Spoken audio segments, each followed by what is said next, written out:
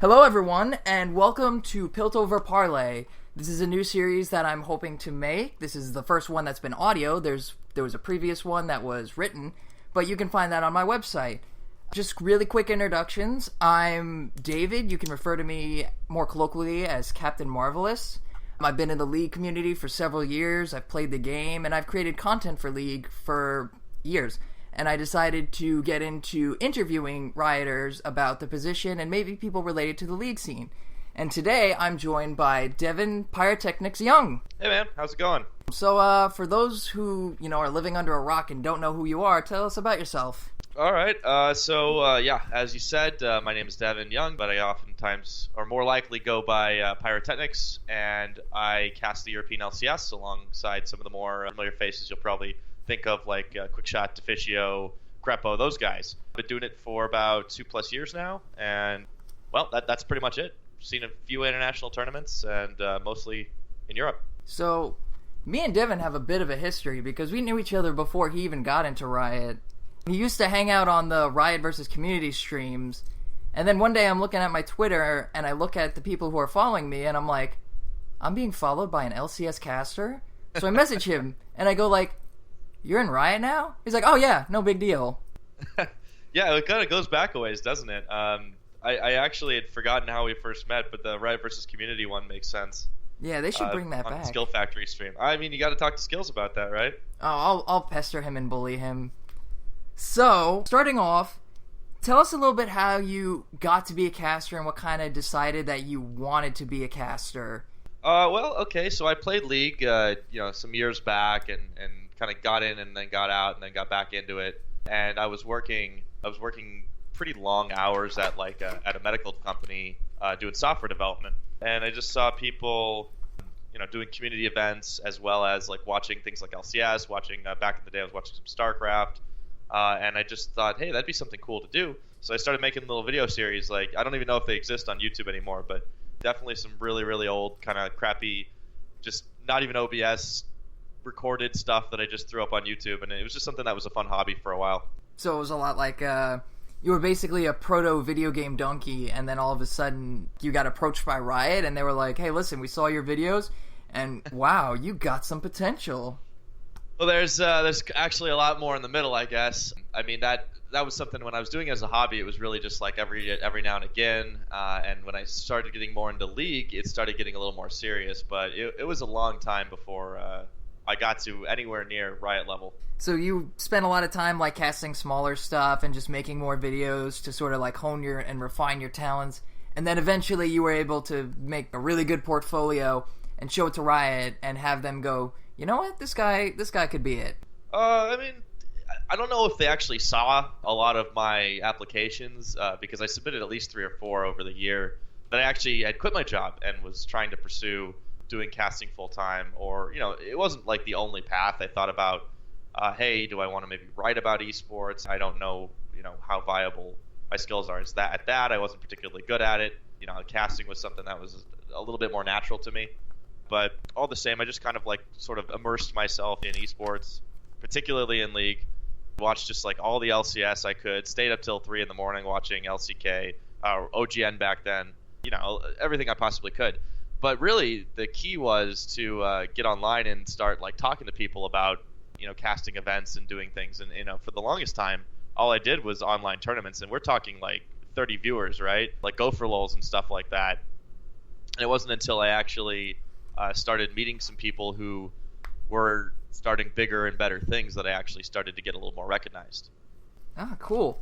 So in essence, it's all about just sort of beating your head against a wall, doing all these small tier time stuff until you hit that one big moment that gets you noticed, right?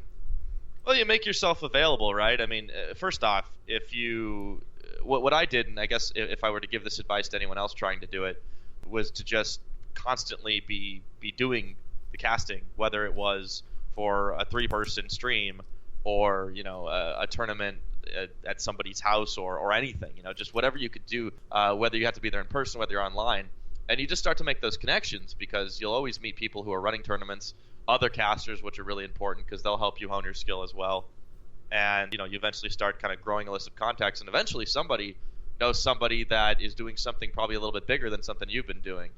So if they hear you and you have a portfolio built up from all of what you're doing, well, you can just kind of show that to them, and you'll start to move forward. And that's what ended up happening with me. I got a chance to cast the LPL because, not officially, of course, but because the people that were looking to start an English stream had known me for a little while from doing Go for Lols and invited me to come along board. And that kind of really launched things into space because we grew that stream from a couple hundred to, I don't know, I think a couple tens of thousands by the end of Worlds qualifiers in 2014. Nice. So that actually builds into something else I wanted to talk about, which is being a caster now versus sort of being a caster before.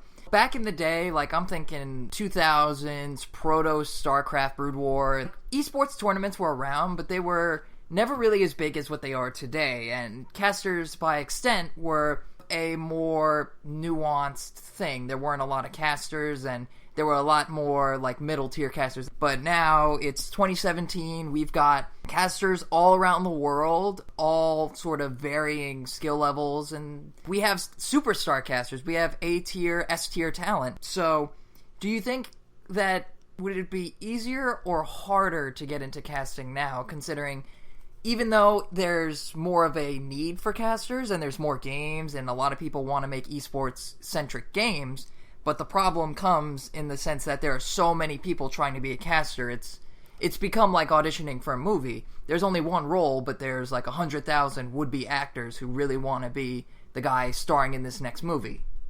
Well, I think it's a tricky question because you've got people that have been in the amateur scene for a long time. Some of them are getting chances now. You have people that are kind of coming in and maybe going up. Maybe some that aren't. I don't personally know every amateur that exists in the casting scene at all, and I really only knew the pool of people that I was around when I was coming up in it. But I would say, the metaphor of it being like an audition for a movie role is kind of spot on, and that's always that way too. So I don't know if it's easier or harder than it used to be. I would say that there are definitely more opportunities, but there is definitely a more developed art to doing it, so that the people who are at the top level are maybe like a little harder to catch up to than before. But there are a lot more places that you can go to learn and to develop yourself, I think, relative to before, just because it is more mature across esports in general. And this isn't just League of Legends, right? That's my area of expertise, but if you look at a popular game, let's say Overwatch is coming up new. That's going to present a lot of opportunities for a lot of new people, probably people who've worked within like a lot of other Blizzard ecosystem games for a while, as well as some people that we've not heard of. But you always have new names coming up and moving into the scene. Look at Captain Flowers. He basically had the same kind of backstory where he just started casting small things and worked his way up because people recognized him and he made those connections. Do you think it'd be harder to, for example, you have the 3-ish tiers of caster talent. So you have the tier 3, which is someone who is just getting their start. Then you have tier 2, which are the people who are kind of there, kind of not, and they've got something of like a brand name to them. And then you have the tier 1, which are people like Freak or MonteCristo, people who have the brand, their own name, and they're really out there and people know them by name and face. Would you say it's a little bit easier to move between like tier 3 and 2, but from moving to tier 2 to tier 1, do you think that would be a little bit harder because of how many really big superstars there are in the tier 1 and like a pantheon of casters that are incredible regardless of whatever game you're playing? I really don't know about that, to be honest. I would say that regardless of how many good casters exist out there in that top level, I would say that there's always opportunities to some degree. If you are able to get good, to borrow a phrase, there's no reason why you can't get to that level anyways and kind of like compete for casting big games, or even find a niche that you can fill. There's always more games on than I think a lot of people realize, and there's always an option to get involved or an opportunity to get involved. With all these new games coming out, would there be more of a chance to get into things, and that even if a game sort of expires and it doesn't go anywhere, more people will notice you because of how many games there are out there, and you can easily jump into another game by having your name out there from when you were casting another game? Well, I would say that moving games is probably a skill that you'll definitely want to learn if you try, while you're coming up as an amateur caster. I think that's fairly valuable. I myself went from doing StarCraft to League just because I saw more of a future there. particularly for myself. I mean, getting how easy it is to transition is kind of a lot on you, right? You need to essentially put your name out there, build this portfolio up, but no one's ever going to come to you and say, hey, you're really great. I saw you doing this little thing. Come work for us now. You kind of have to put yourself out there. I mean, maybe for some people, you're big enough and you get approached and you're like, oh, okay, now I'm having this offer that I didn't have before. But I think for the most part, especially if you're, an up-and-coming caster, you kind of have to make those opportunities for yourself. You have to push yourself out there and make people notice you, not wait around for people to notice you. All right, cool. This sort of goes into the next part, but essentially casting for Riot, and specifically working with Riot. League and a lot of other games coming up right now, and games that have been in the space since about 2009. So we've got games where you have League and Dota and CSGO, and a long time ago, back in the early 2000s Brood War era, you couldn't really cast one game for your entire career. So people who were really in on casting Brood War or StarCraft and stuff, they had to move on and go to a different game or learn the new nuances of StarCraft 2. And in a lot of the same ways it happened with all the different quick games. Right now, it's a little bit weird because League and Dota are kind of shaping up to be forever games, and CSGO as well. So these games that sort of always exist, there are new patches and there's new nuances to the game, but the core game doesn't really change, and you always have this game that's gonna, quote-unquote, exist forever in its state. Casting with Riot, would that be something that you see as a super long-term career path? Because it feels like these games, like League, Dota, CSGO, they're not really going to go anywhere, but in the essence that they're going to be around for a while. Yeah, I would say it's kind of an interesting time because we have these games that are proving to be quite long-lasting. I mean, I can't predict the future. I don't know. I would like League in particular to be around, and become a massive sport, keep growing for years and years and years. And I would, I'd be more than happy to make my career, consistently on that. If something changes, I guess something changes. But I really don't have any plans to move away from League because it's still a fantastic game that I really enjoy, and I do hope it sticks around for a long time. Specifically casting for Riot, how has your experiences been casting for them? As opposed to before I got hired? Yeah. Yeah. Well, I mean, first thing is just the level of production is completely out of this world. There's really nothing like it. And when I've cast amateur tournaments, or community tournaments like I did Ragnarok at DreamHack over this last November, it just there's so many little things that Riot just gets right time and time and time again that I'm really, really appreciative of, and it kind of makes me look good because the broadcast is so seamless, and me just being a part of that product is always a good thing. And not to, I don't want to shit on anybody else or anything. It just is a really, really high standard of quality, and it's something that I can show to people who don't even watch esports. When I show my parents what I do and put it on YouTube, and the first thing they say is, I have no idea what's happening, but this looks really professional, and that's like a point of pride for me. And I think that's a really, really important thing that Riot sets the standard for what esports production quality should be. Let's, as an example, let's say Riot is just worst case scenario happens. They come to you tomorrow and say, "Hey, listen, we're shutting down League of Legends. I mean, I know it's our only game, but I think we had a good run. We're pretty much done. But we were interested if you wanted to cast our new game, and it's whatever game, it's Super Magical Fighter Edition, whatever." And Riot offered to have you on as a caster again. Speaking specifically about the company, would you be interested in working with Riot even if it was another game? I mean, it's a crazy scenario. I'd probably go and cry in a corner for a while if they shut down League. But yeah, I mean, I have a good working relationship with them. They're my employer, so I'd see no reason to not stick around if it was a good opportunity. How was Riot in sort of developing your casting from where it was when you got hired to where it is today? Did they sort of, I've heard things where they pay for your training, or they help you with a speech coach, which I could really use. I'm stuttering all the time here. And they really put an investment in you as a caster to push you from Tier 3 or 2 to Tier 1. What has your experience been with that, and how has they supported you in your rise from Devin to PiraTechnics? I mean, it's really about who you work with, and they do definitely take good care of me in terms of getting like vocal coaching, making sure, this is obviously a big deal for me, is taking care of my throat because I lost my voice a little last year, or the year before I should say. But yeah, like it's definitely played a pretty big part in my development. We have this really big emphasis on giving and receiving feedback, and that's like a Riot thing in general. But at our office, it kind of means we VOD review each other. You know, hey, I need you to look at this. Tell me what I did wrong here, and we really just kind of push each other to be better. A lot of it is within the casting team because our you know that's where our discipline is. But you know, we try to do that just in general across the board. Like if I do something at the office that people are like, hey man, that wasn't okay, that wasn't cool, etc., someone's gonna let me know. So not only do I become better at what I do on screen, but off screen as well. Like it's definitely a really, really good environment to kind of foster growth just professionally and personally. So would you say it's a little bit more professional than Reddit saying like, wow, this guy is a garbage caster? It's definitely more productive than that.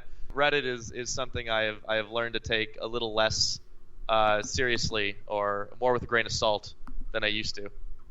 Because people just, people like to stay their opinions, and there isn't always a goal to what they say on there. That kind of makes sense. I always saw Reddit as, they could be a little bit rough around the edges when it comes to giving advice.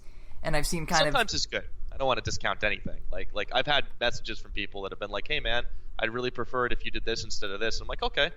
But, your mileage may vary.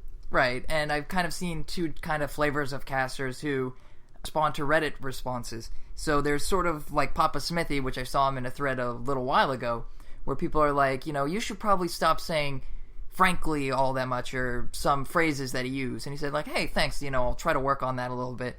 And then there's other casters, I'm trying to think of a really big one associated with the league scene, but nothing's coming to mind, where they're like, yeah, that's cool, you're a jobless teenager, I don't really have to listen to you. I mean, it's the internet. The internet, everyone is always kind of making assumptions about everybody else, so if you don't get to that point, it's probably easier to just think about specifically like what you want to say if you want to say something. Right. It's always a bit hairy, especially when you're a known person. Because people are always going to judge what you do. A little bit of a comparison to what we were talking about with casting for Riot before. Late last year, there was the big, quote, I'll call it the caster cage controversy, which was when MonteCristo came out, and he talked a lot about working with Riot and Riot's esports department and casting situation compared to the rest of the industry. And as a really rough paraphrase of what he said was, Riot is pretty decent and pretty good for people who are like Tier 1 and Tier 2. But some of the biggest criticisms he had with working with Riot were that, for one thing, you can't really grow a brand of your own. Everything's kind of owned, operated, and essentially your face has the Riot stamp of approval on it, on your forehead. The other thing was that there was a lot of work associated with it, with not a lot of pay compensation related to it. He's a freelancer, and there's always the freelance versus the salary position stuff, but he was a very big proponent of that.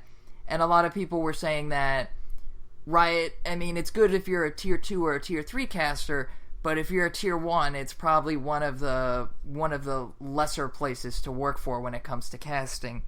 So what has been sort of your experience with that, and your take on his claims in that regard?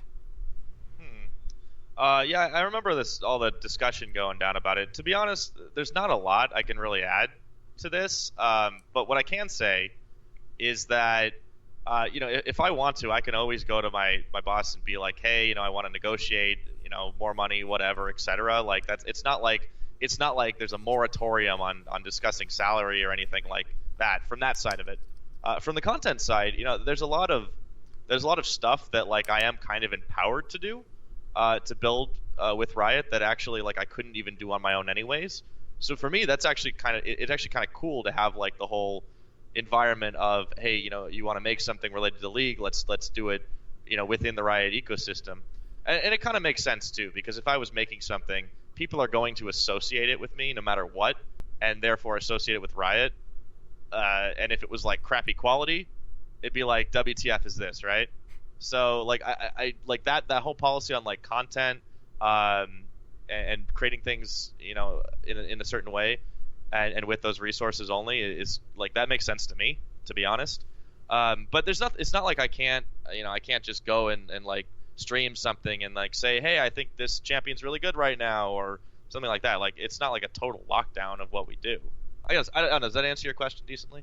Oh, yeah, but I wanted to actually add to that because of what you just said. There's sort of a Reddit mentality and a sort of mentality going around that you guys can't really talk bad, quote-unquote, about Riot or about League of Legends in a sense. So, like, you were the one that made the ADC in 2017 LOL comment, right? And you got some heat for that? Yeah, well, it was probably a poor choice. But, I mean, I thought it was funny. That's okay. Right. But Yeah, there's a lot of people who kind of think that because you guys are technically Riot employees and you're hired under the big red-fisted banner, you kind of can't talk ill about any things they make. So if, say, like Camille is really powerful right now, and you know she's a monster, and there's a lot of sense that you can't really say negative things about that. So you can't go, oh yeah, Camille, she's busted, I don't know what we were thinking in releasing that. You kind of have to sugarcoat it and be like, oh yeah, Camille is strategically a very good choice right now, and she's strategically unique and diverse at the suboptimal delta, or some buzzwords like that. Oh, all right. That's good, man. That's some good word choice. Yeah, Reddit taught me. All right, so you're asking, like, is that true? Some people have the sense that you guys aren't really allowed to talk ill about League in any sort of capacity.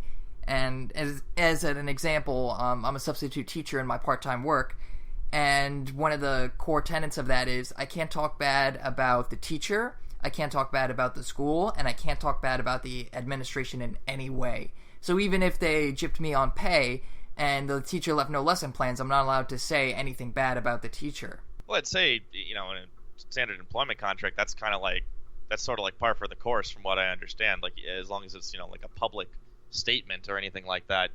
With regards to talking about the game and stuff in the game that is, like, you know, not optimal, like Camille being broken, I think you find that a lot of that stuff is actually totally fine for us to say. Like, I mean, I'm sure people would not be happy. The Balanced United probably wouldn't be happy if we, like, just went on a tirade about how terrible everything was all the time. But, you know, I don't think anyone actually would feel that way.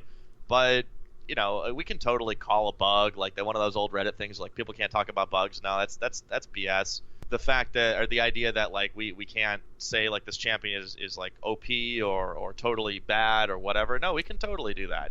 You know, some of us do it more than others, I would say. One of the reasons I particularly don't talk about, like, champions being really OP and stuff is because my game knowledge is usually not on the same level as, like, a lot of the color casters, for instance. A lot of people don't even really think about the difference between types of casters. The play-by-plays tend to not be very game knowledge focused.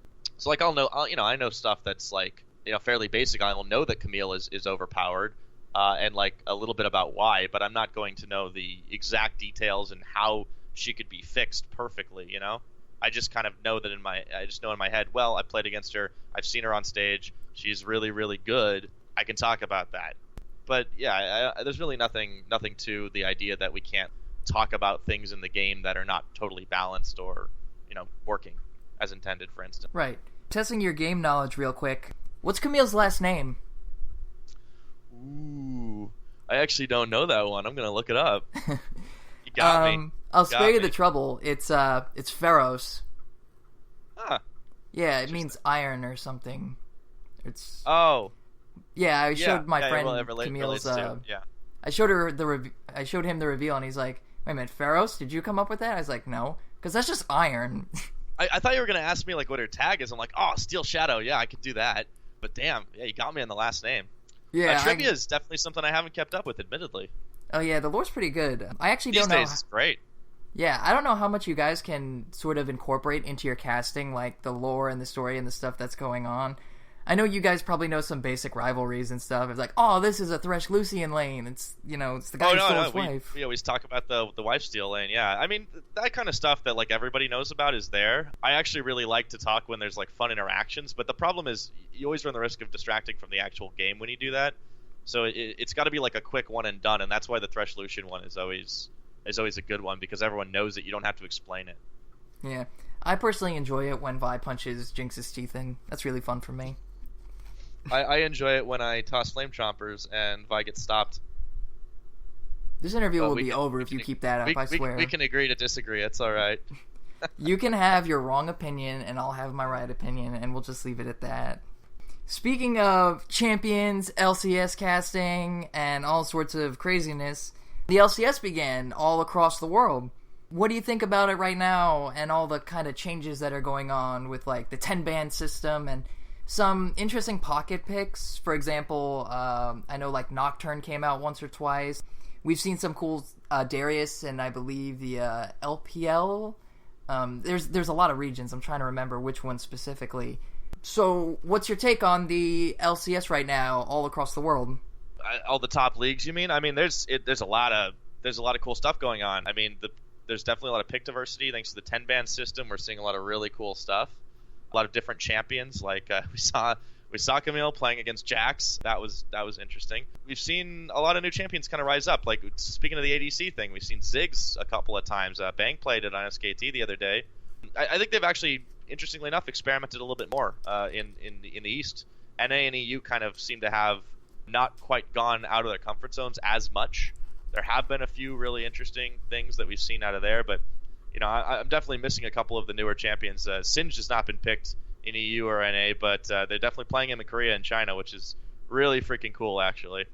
I think Singe got picked by Looper once or twice. I'll have to double check the threads about it, but I do believe he was that would picked make sense. Did I miss maybe that like one? once or twice. Speaking of the meta right now, you see sort of a very basic meta right now, which is sort of, you have the tank top, which is usually, Nautilus, Maokai, Poppy. You have a damage-oriented mid laner, then you have sort of that tanky bruiser jungle, like Rek'Sai, sometimes Graves.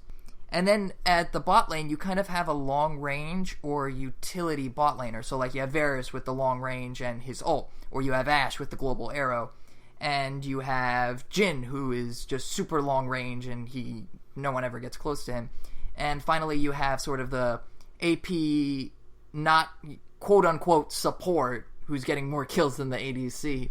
And the one I always think of is Zyra with her plant stuff. So, what do you think about the current meta right now in that sense? I mean, it makes for a lot of interesting team fights. Definitely ADC gets a little bit more pinched than a lot of the other roles, but obviously at competitive level, like, there's some really, really cool things going on. I think it's really interesting stuff to watch because you have so many different, like, picks that counter picks that counter picks that, the compositions that counter compositions. What's a champion that you think we should have seen so far, or someone you were really banking on, like, oh yeah, he's, that guy's gonna be a first pick, he's gonna be really valuable, but you haven't kind of seen it yet?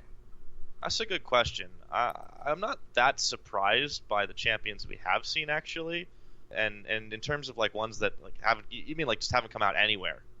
Just to clarify, are you talking about champions that we just haven't seen in any major league? Yeah, mostly. Or a champion you specifically really thought would be meta. So, for example, I kind of thought Vi's kind of dominating solo queue right now, but we kind of haven't seen her at all. And as a comparison, Nocturne got picked before her, despite the fact that they kind of occupy the same diving the backline, semi-tanky with some damage role. So I was like, what's going on here? Yeah, I would say that's a good point, and part of that is to do with the fact that people are preferring kind of this carry jungle style in general that's usually paired with, like, a tankier top lane. Obviously, that role can switch sometimes. But yeah, Vi kind of, like, not being top tier is, I guess, a little bit, not unexpected, but just, I think, a result of people wanting to play something more carry-oriented, so unless they pick Rek'Sai or something. I'll tell you one that I actually really expected to see a while back, and that was actually Talon. I really thought he was actually going to be like this crazy roaming assassin top level champion, but instead we have reworked Katarina being played instead of him in that role. So I think where I definitely got surprised, especially towards the end of last year, was not seeing very much talent at all. Yeah, he's sort of, I don't know if he's really bad right now or if it's like a stat thing. Another good example was Shaco. Shaco is really, or is it Shaco? Shaco. That's an eternal debate. We're not going to answer that one here. Yeah.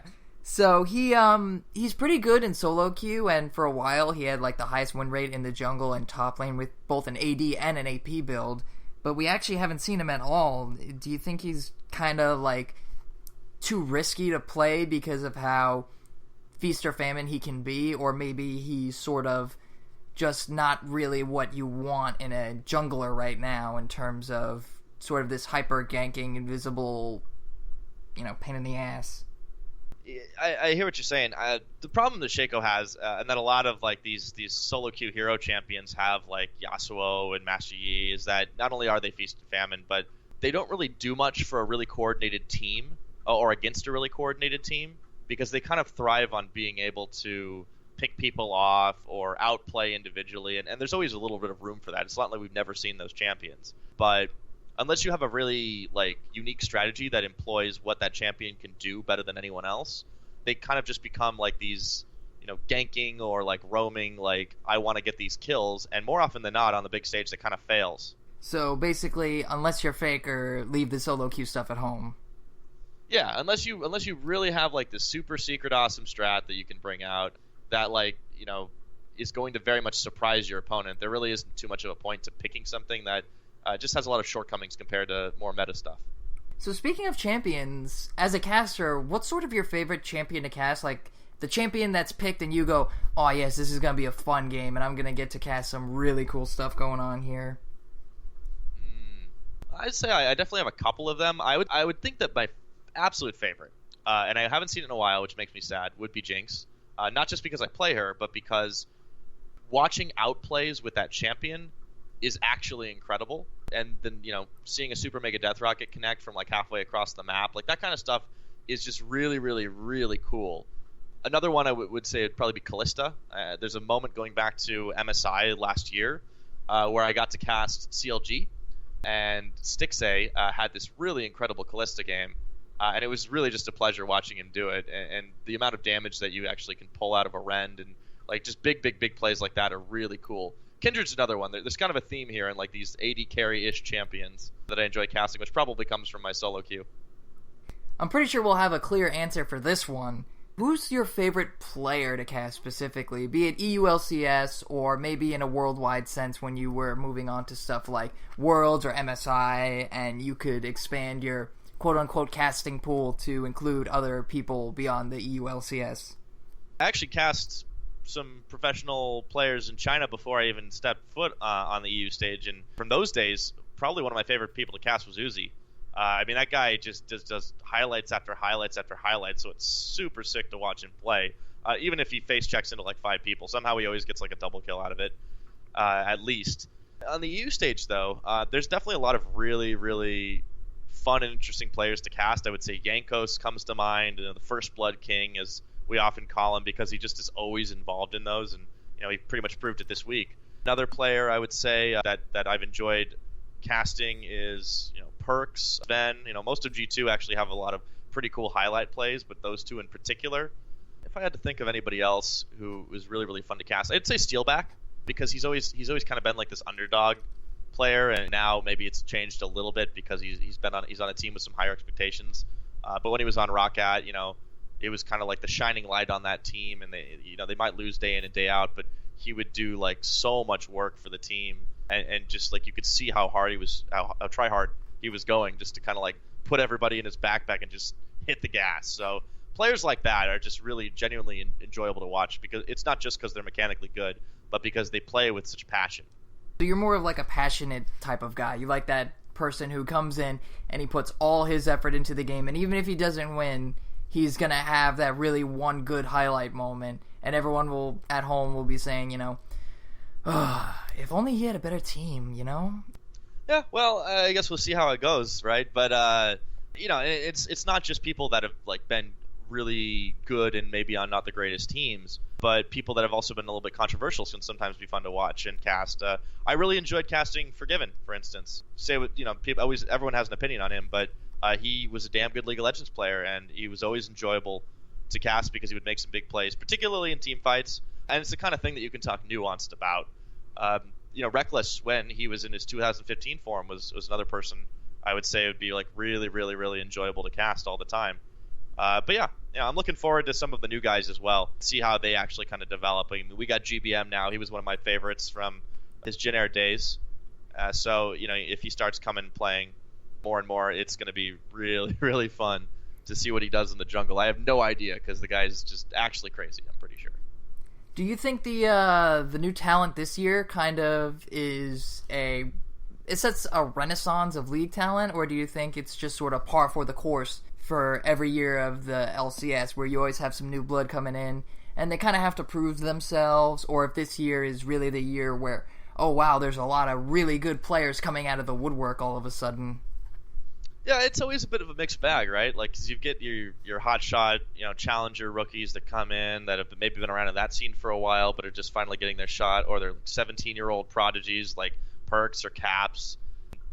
Or then, maybe you get, your Korean who used to be on a really good team and then maybe went to China and then came back and we don't know what he's going to be like Kakao. Or like ones that we don't know anything about, like we did on Rockat. So it really is an interesting kind of combination of like we don't know what to expect out of these players from the beginning of the season. One thing that's always true though in Europe is that European talent is definitely some of the best that I've seen. Like, I mean, I don't want to like put them above Korea or anything. Like, I mean that's a region that just pumps out talent. The same is true of China, although that's also a bit of a mixed bag, and it's harder to tell because there's so many games in a lot of those lower leagues, especially. But especially compared to NA, for whatever reason, Europe just puts out more talent. I think it's mostly because of the larger player base. And I'm not going to get like super heavy into the EU NA thing right now. It just, there's a reason why there's so many EU imports in NA, and there's a reason why there's still a lot of homegrown talent in the EU as well. So what you're saying is EU is better than NA. Bingo! Hey, I'm just saying that there's a lot of really good players that come out of the region, and wherever they play is wherever they play. But there's a lot of great League of Legends players on this server in particular. I pretty much get ripped apart every time I try to solo queue. So there you have it. So you're one of those people who go, I don't mean to spoil your parade, but you do know that the NA faker is from the EU, right? I mean, at this point, I think Bjergsen's been long enough in NA. He might well be considered NA. I don't know if there's a cutoff date for that, but I mean, yeah, he's a great player. He's had a really awesome career so far, and is one of those Danish mid laners. We've had quite a few of them. That's what NA is. It's not where you come from. It's where you make it big, and that's what we're good on, making people big. Yeah, I'd say we're doing pretty good on that over here too. Well, we'll see when the next international tournament comes up, which might actually be in July. Apparently, there's some rumors swirling around about that. Well, we got MSI. There's that too. It's true. As a sort of like a closing idea, what do you think are some gameplay changes? Let's say you suddenly became head of balance and you could still cast and stuff, or you're head of gameplay changes. What are some changes you would specifically make to League that, you might either make it a better game in your eyes, or you would sort of make it better to cast or more enjoyable to cast off the top of your head? All right. Well, most of the things that are coming to mind are really trolly, so I'll try to be a little serious with you for a minute at least. If I had to make a change to League, just like off the bat, nothing like super specific, I would say having like an inbuilt system to kind of like track movement around the map would be kind of a cool thing for spectating. Like looking at like heat signatures and stuff that don't have to be built from data, but like actually you could kind of like just select that and like put it up in like a corner of the screen or something and cycle between players. That'd be a really cool thing in my mind. Being able to having a little bit more like clarity in items that have like stacks and numbers and stuff. Obviously it's been a thing in the past where sometimes you can't always read everything, so that's always a little bit of an issue. In actual gameplay design, I don't know what I would really change. I mean, maybe change some of the build paths for ADCs right now, because obviously that's definitely a point of contention. And of course, the meta is kind of like a little bit on the 5-man bottom lane dog pile, so that's a whole nother story. I guess the number one important change, though, if I could change anything within the game and the spectator client, would be whenever somebody scores a sick play, it would go full Mortal Kombat, and you just hear toasty. So basically you want sort of what Overwatch has with their play the game system, where every time you get to see the splash art in animation and then it shows them doing the best thing they did all game. Oh, that'd be a cool idea, actually. Yeah, why not? Oh, well, you could always forward that to like the balance team, or no, that's not the balance team. I would not be the first person to do it, I guarantee you. You were saying a little bit earlier, though, most of your ideas are troll, so come on, let's hear them. What do you got in store? The toasty one, I would love, like, when Baron dies to just, like, have, like, an explosion of glitter and, like, streamers and stuff. It'd just be, like, kind of funny, I think. Maybe not, like, every time, but one in, like, randomly, like, 50 times. One of the great things about League is that even though, like, casting it, like, it's a sport, it's serious, you know, it's serious business, all that stuff. At the end of the day, it's a game, and you can do funny stuff in games. And I really like that aspect of it, and it's the kind of thing that, you know, really lives on in, like, how the skins are designed and how fun game modes are added and stuff like that. I would love a little bit of, like, silly RNG that doesn't really, like, affect the state of the game. So, you know, wouldn't, like, mess anything up competitively, but maybe just, like, silly things like when you take a jungle camp, maybe randomly 1 in 100 times or something, the blue buff taunts you or something like that. Just fun interactions that you can kind of zoom in on. More of them anyways than we already have. So you know about the duck, right? The duck. I don't know the duck. Tell me about the duck. So there's like a 1 in 50 chance that in the Summer's Rift River, when the game starts, there'll be a duck sort of sitting by the bush. Wait a minute, have I heard of this one? Does it actually do anything, or does it just sit there? It just kind of sits there and quacks. Yeah, no, I know about this one. I thought there was something else you were talking about. There's also the suicidal frog, which is really sad. That one is always a little bit sad, unfortunately. He jumps off the map at the start. What about the Bilgewater secret, which is if you have sort of 4 or 5 or an entire team of Bilgewater champions, if you look in the river just under the red spawn, there'll be sharks swimming around in circles. Oh, I didn't know that one. That's pretty cool. There's a lot of little things like that, like a lot of little Easter eggs. I'm looking at more obvious ones, so idiots like me can find them. But, you know. So basically you want Riot to put up a giant sign that says, "Look here, talk about this." No, I just want more obvious interactions. There's a whole load of great ones. I mean, I love what exists in this game. There's so much depth to it, and that's why, you know, constantly adding things is really cool. You talked about, like, you know, one long game, but in a way it feels like a very, very different game from the one that I started watching and playing way back in 2011. I know that feel. Remember when Misfortune's... Oh, were you there for that? Misfortune's ult took up the entire lane and you literally couldn't escape it? Yeah, that was really sucky. I've also heard a few horror stories about when Sunfire Cape used to stack, and Evelyn would just stand there and kill people by doing nothing. Oh my God. 5 of them. Yeah, definitely a lot more balanced than it used to be. Or those, you probably never saw it, but it was that one video where Blitzcrank grabbed TF just as he was teleporting, and this is back when TF's ult was global. So you see Blitzcrank hook, pull him from the other lane all the way down to bot lane, like top lane to bot lane in a single pull. That one's pretty crazy.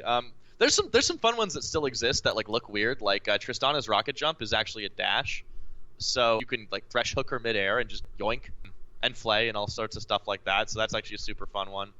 The best interaction has got to be Ballista, though. We saw that with, I think it was Doublelift, and was it Doublelift Aftermove when he was still on CLG? I think they tried that. Rush Hour composition. Yeah, that was great. That was fantastic. They pulled it off. They did the grab Fate's call, and it was like yoink all the way into the jungle. But did you ever see the Tam grab? Oh God, no. Let's not talk about that one. You don't want to talk about Tam? No. I have seen some fun one for alls though. You ever seen a Tom Kenshi to Tom Kenshi to Tom Kench, and it's like those Russian dolls? Yeah, the Marish. I'm butchering this word, but it's like the Marikoshib dolls. Oof. I see what I did. I just said Russian dolls. Everyone knows what I'm talking about. Yeah, someone's gonna give me heat for that. Oh, that's okay. All right. Sort of closing off here, do you have any final words for anyone who might be listening or like fans of League of Legends or the LCS specifically? I guess I would just say, you know, if you're a fan, really appreciate you tune in and watch. I mean, we do the show for you guys, you know, and if you're an aspiring caster, I can't promise that any of my advice is good. I just know it worked for me. Just you gotta work hard, you gotta hustle as much as you can, and get your name out there, and eventually it's worth. You know, like if I can do it, I feel like anyone who has a drive to make it happen will do it. Hustle, loyalty, and respect. Wise words from Devin, PiraTechnics Younge.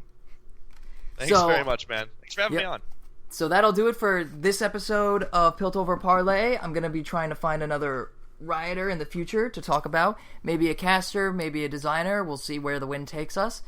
But until then, thank you very much for listening, and I hope you have a pleasant day.